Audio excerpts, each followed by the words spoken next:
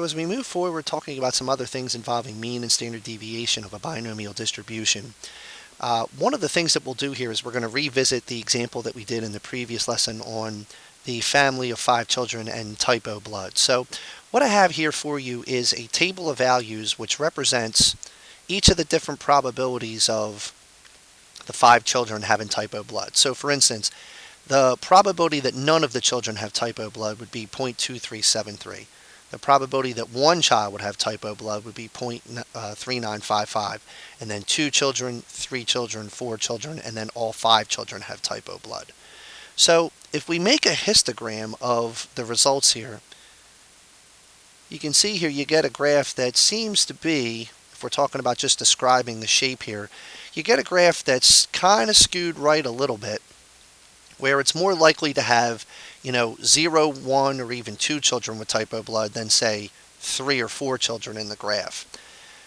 Some other things, remember, we described when we're talking about histogram is where the center is. So if the graph has skewness to it, which this graph clearly does, we would want to use the median as the measure of center, which is roughly around 1 for the data that we have here. And then some different things for the mean of this table of values here. Remember that to find the mean, what we're going to do is we take each x value times its probability. Each of these gets multiplied together, and then we find the sum of each of those products at the end. And if we do that, we get a value of around 1.25. Then, to compute the spread for this, so for spread, if we're talking about standard deviation, what I would need to do for each one of these to compute the standard deviation is I would need to take each x value, subtract it by the mean, square it, which is what this says to do here, and then times each of those by the probability. So I'd have to do that for each one of these rows or columns in the table. And when I do that, I get a value of 0.9375, and then to find the standard deviation, we take the square root of that, which comes out to be 0.968. So one of the things that we do investigate when we're talking about binomial settings is what's the mean and what's the standard deviation, meaning what would we expect to happen given the number of trials and the probability of success, as well as how much variability should we expect for that type of setting.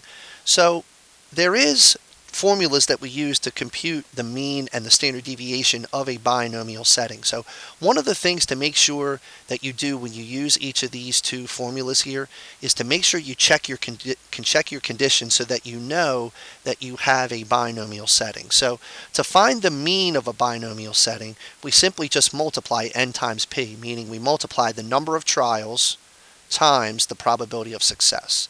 That will simply give you a mean. So for this right here, if I come back to this problem, this 1.25, I could have simply gotten that by multiplying the number of trials, 5 children, times the probability of success, which we said was 0.25, that a single child would have type O blood. So that's where that would come from. Then the other part of this, the standard deviation, we simply get from taking the square root of n times p times 1 minus p. So remember, this would be the number of trials times the probability of success times the probability of failure.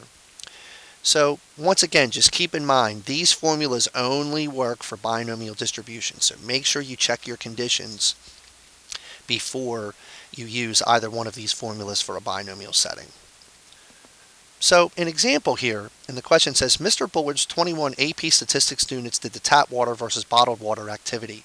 If we had assumed the students in the class cannot tell tap water from bottled water, then each has a 1/3 chance of correctly identifying a different type of water by guessing. Let x equal the number of students who correctly identify the cup containing the different type of water, and the question says to find the mean and the standard deviation of x.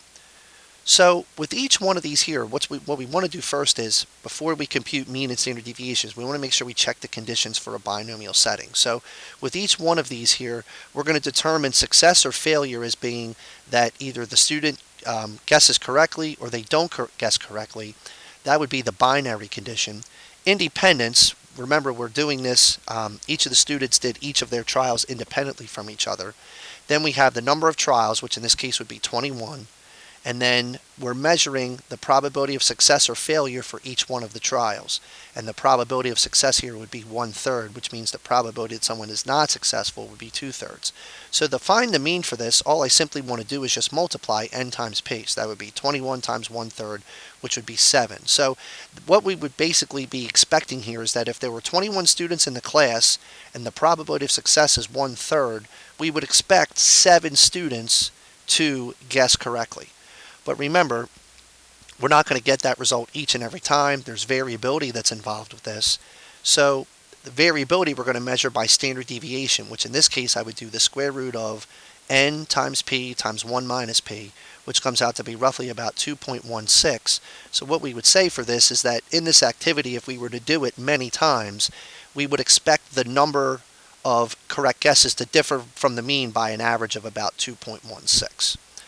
So that's just, once again, a real quick and easy way for you to compute mean and standard deviation. So the question here says to refer to the previous checkpoint question about the special multiple choice quiz. So that was the 10-question quiz where there were 5 choices and the students were simply just guessing what the answers were. And the question here says to find the mean of x and interpret the value in context. So to find the mean for x in this case, what we would do is we would take the number of trials, which was 10, and we would multiply that by the probability of success, which would be 0.2. And if we do that, we would get a mean of 2, which we would say we would expect the average student to get 2 questions correct on such a quiz. To find the standard deviation for this, we would do the square root of n times p times 1 minus p. So this would be 10 times 0.2 times 0.8, because that would be 1 minus 0.2. So we'd have 0.8 here. And when we do that, we would get a standard deviation of roughly about 1.265.